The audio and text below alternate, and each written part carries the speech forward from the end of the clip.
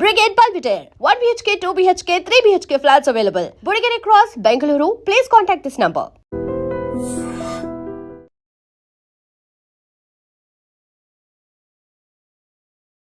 గురుగారు నమస్కారం అండి. నమస్తే సురేష్. ఈ జుట్టు పెరగడానికి చాలా రకాల ప్రయత్నాలు చేస్తూ ఉంటారు. కొందరిలో మాత్రం అసలు జుట్టు పెరగదు, ఒక లెవెల్ వరకు వచ్చి ఆగిపోతుంటుంది.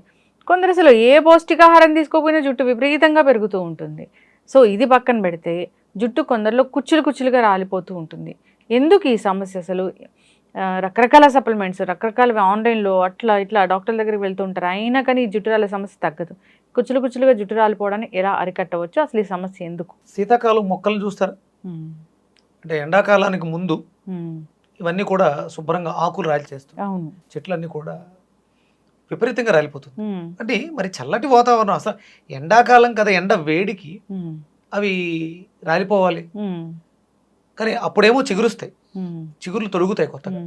కానీ శీతాకాలం ఆకు రాల్చేస్తాయి. అంటే ప్రతి మనిషి జీవితంలో కూడా ఎంటుకలు రాలటం అనేది సహజ గుణం. అంటే మన శరీరంలో కణజాలాలు, డెడ్ సెల్స్ డ్యామేజ్ అవుతుంటే రిజనరేట్ అవుతూ ఉంటాయి.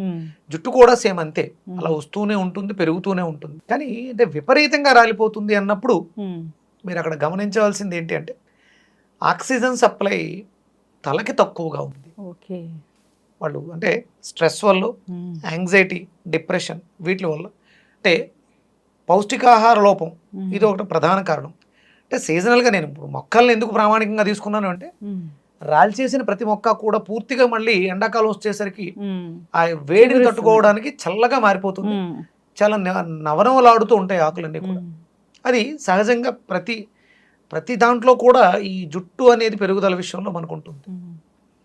కానీ మరి మనిషి విషయంలోకి ఒక స్టేజ్కి వెళ్ళిన తర్వాత ఎందుకు మళ్ళీ తిరిగి పొందలేకపోతున్నాడు? ఇప్పుడు మీకు జుట్టు అధికంగా ఉన్నటువంటి జంతువులను తీసుకోండి.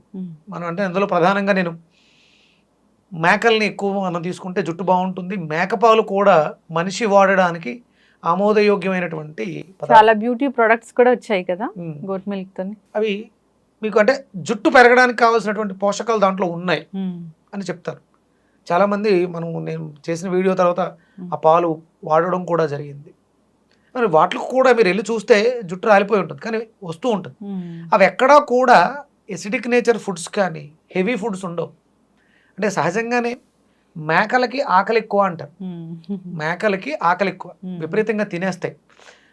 వాటికి కాన్ఫిడెన్స్ ఎంత ఉంటుందంటే, మీకు కొండ అంచుల మీద కూడా చిన్న చిన్న గిట్టలతో నిలబడిపోతాయి. అంచుల మీద నడుస్తాయి, అసలు పడవు. అంటే వాటి కాన్సన్ట్రేషన్ హెవీగా ఉంటుంది. అక్కడ మీకు అంటే మేక అనేది పొట్టేలు, ఇవి సంకేతం హెడ్ రీజన్, తల. అంటే మనకి కూడా ఆ హెడ్ రీజన్ స్ట్రాంగ్గా ఉండాలి. తలకి సంబంధించినటువంటి సమస్యలు, హెడ్లోకి ఆక్సిజన్ పర్ఫెక్ట్గా వెళ్ళట్లేదు కాబట్టి జుట్టు విపరీతంగా ఊడిపోతుంది. ఇదొక కారణం. ఇక రీజన్స్ చాలా ఉంటాయి. పౌష్టికాహార లోపం, మనకి బి కాంప్లెక్స్ ఫ్యామిలీ మనం తీసుకునే ఆహారాల్లో అవి సరిగా లభించకపోవడం ఒక కారణం. అలాగే కొత్తగా వెంట్రుకలు తయారవడానికి కావాల్సినటువంటి కాల్షియం, ఎముకల మధ్యలో ప్రొడ్యూస్ అయ్యేటువంటి బోన్ మ్యారోలో బ్లడ్ ప్రొడ్యూస్ అవుతుంది. అంటే quality of blood, quantity of blood, purity of blood, ఇవి ప్రధానమైనటువంటి కారణం అవుతుంది. దాంట్లో ఆక్సిజన్ లోపం వల్ల కూడా జరుగుతుంది. స్ట్రెస్లో ఉన్నప్పుడు బ్రీత్ తక్కువ తీసుకుంటాం, దానివల్ల కూడా జుట్టు ఎక్కువ అవుతుంది. అందుకే స్ట్రెస్ ఉన్న వాళ్ళకి జుట్టు రాలిపోతుంది అని చెప్తుంటారు. అలాగే ఈ స్ట్రెస్లో ఉన్నప్పుడు ఎసిడిటీ ఫామ్ అవుతుంటుంది, ఎక్కువ ఎసిడిక్ నేచర్లో ఉంటాం. వాళ్ళకు కూడా విపరీతమైనటువంటి క్రేవింగ్స్, విపరీతమైనటువంటి ఆకలి ఉంటుంది. దానివల్ల ఎక్కువ స్పైసీ ఫుడ్స్ తినేస్తారు. దానివల్ల ఇంకొంచెం ఎక్కువ ఊడిపోతుంది, మన బ్లడ్ చెక్కబడిపోతుంది. దానివల్ల కూడా ఫ్లో తక్కువగా ఉంటుంది. దానివల్ల కూడా ఈ సమస్య జరుగుతుంది. దీనికి ప్రధానంగా మనం తలని బాగు చేసుకోవాలి అనుకున్నప్పుడు మనం ఫస్ట్ ముందు బాగు చేసుకోవాల్సింది గట్ హెల్త్, పొట్టను బాగు చేసుకోవాలి. ప్రతిదానికి రూట్ కాజ్ అదే 100%. ఎందుకంటే మీరు తల రాలుతుంది అని ఒక ట్యాబ్లెట్ వేసినా, కాలు గోరు సరిగా పెరగట్లేదు, లేకపోతే కోరికి దెబ్బ తగిలిందని ట్యాబ్లెట్ వేసినా నోటు ద్వారా పొట్టలోకి వెళ్తుంది తప్ప ఇంకెక్కడికి వెళ్ళదు డైరెక్ట్. అందుకని ముందు ఫస్ట్ స్టమక్ను బాగు చేసుకోవాలి. దానికి ప్రధానంగా మనం తీసుకోవాల్సింది బూడిద గుమ్మడికాయ, గట్ హెల్త్ని బాగు చేసుకోవడానికి. ఎసిడిక్ నేచర్ నుంచి ఆల్కలైన్ చేస్తుంది. హెడ్ రీజన్స్, తలలో వచ్చేటువంటి చాలా రకాల మార్పులకి, కంటి ఆరోగ్యాన్ని మెరుగుపరుచుకోవడానికి, చెవు ఆరోగ్యాన్ని మెరుగుపరుచుకోవడానికి, నోస్ని మెరుగుపరుచుకోవడానికి, జుట్టుని పెంపొందించుకోవడానికి, బూడిద గుమ్మడికాయ జ్యూస్ అనేది చాలా అద్భుతంగా పనిచేస్తుంది. ఒక రకంగా చెప్పాలంటే ఆ జ్యూస్ని తలకి అప్లై చేసి కూడా సలవ చేయడానికి, తలకి అప్లై చేసి వాష్ చేయడం ద్వారా కూడా ఆ చుండ్రు ఇలాంటి డెఫిషియన్సీస్ కూడా తగ్గుతాయి. అంత పవర్ఫుల్. చాలా జనరల్ గా కూడా ఈ బూడిద గుమ్మడికాయ గురించి ఎక్కువగా చెప్తున్నారు గురూజీ. సో అందరూ తీసుకోవడం కూడా ఎక్కువగా తీసుకుంటూ ఉన్నారు, ఇన్ ద సెన్స్ విరివిగా వాడుతూ ఉన్నారు. సో దీనికి ఏమైనా ప్రత్యేకంగా ఒక మంత్ అనేది ఉంటుందా, లేదా ఇలాంటి ఇష్యూ రాగానే వాడుకోవచ్చా? అంటే సాధారణంగా ఇది చలువ చేసే గుణం అధికంగా ఉంటుంది, కానీ ఒరిజినల్గా అది అగ్నితత్వాన్ని కలిగి ఉంటుంది.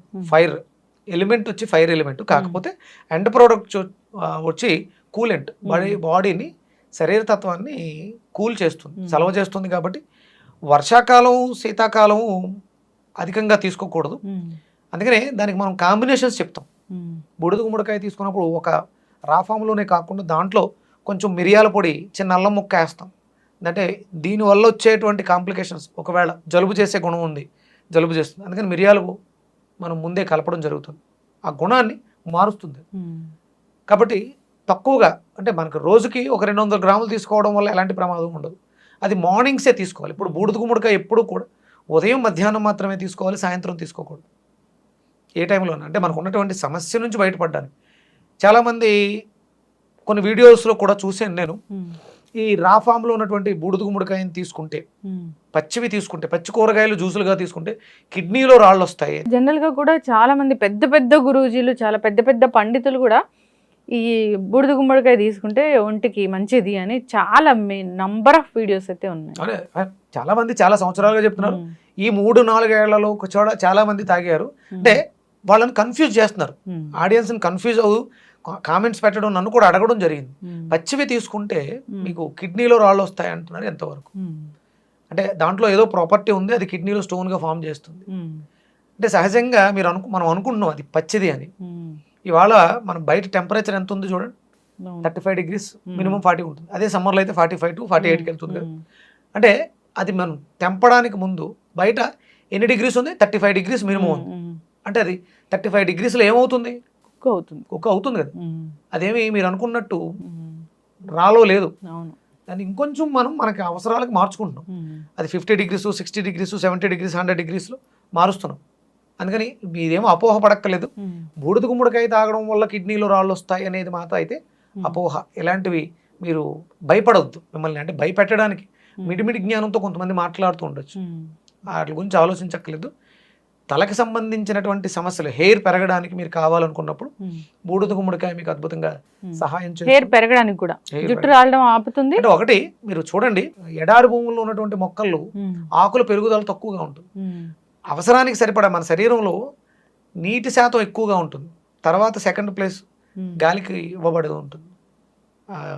72% వాటర్ ఉంటే 5% ఎంతో బ్లడ్ ఉంటుంది, 8% ఎంతో ఎయిర్ ఉంటుంది అని చెప్తారు. అవన్నీ కూడా సఫిషియెంట్గా ఉండాలి.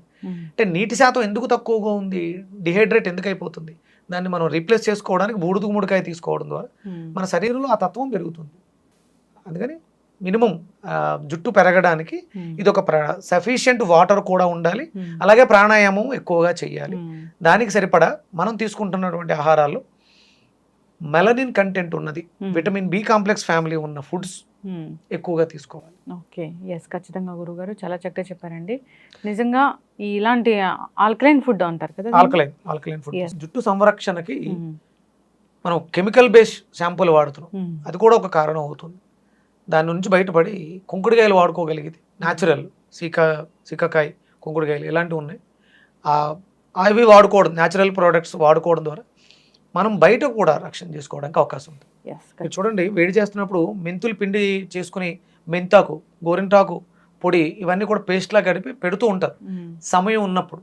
అది కూడా ఒక రకమైనటువంటి రక్షణను ఇస్తుంది న్యాచురల్గా, జుట్టు పెరగడానికి కానీ జుట్టు ఊడిపోకుండా ఉండడానికి కానీ. ఖచ్చితంగా గురుగారు.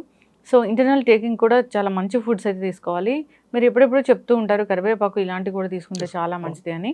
సో అలాంటివన్నీ న్యాచురల్ గా చెప్పిన ఐరన్ ఫ్యామిలీ అంతా కూడా కరివేపాకులు ఎక్కువ ఉంటుంది, కూరాకులు. కరివేపాకుని విరివిగా వాడుకోవాలి. ఎస్, ఖచ్చితంగా గురుగారు. సో అప్లికేషన్స్ కూడా, ఎక్స్టర్నల్ అప్లికేషన్స్ కూడా చాలానే చెప్పారు. సో బూడిద గుమ్మడికాయ జ్యూస్ కూడా చాలా బాగా పనిచేస్తుంది అన్నారు. సో ఎక్స్టర్నల్గా అప్లై చేసుకోవాలని కోరుకుందాము. చాలా చక్కటి ఇన్ఫర్మేషన్ అండి, ధన్యవాదాలు. సూర్యస్మిత.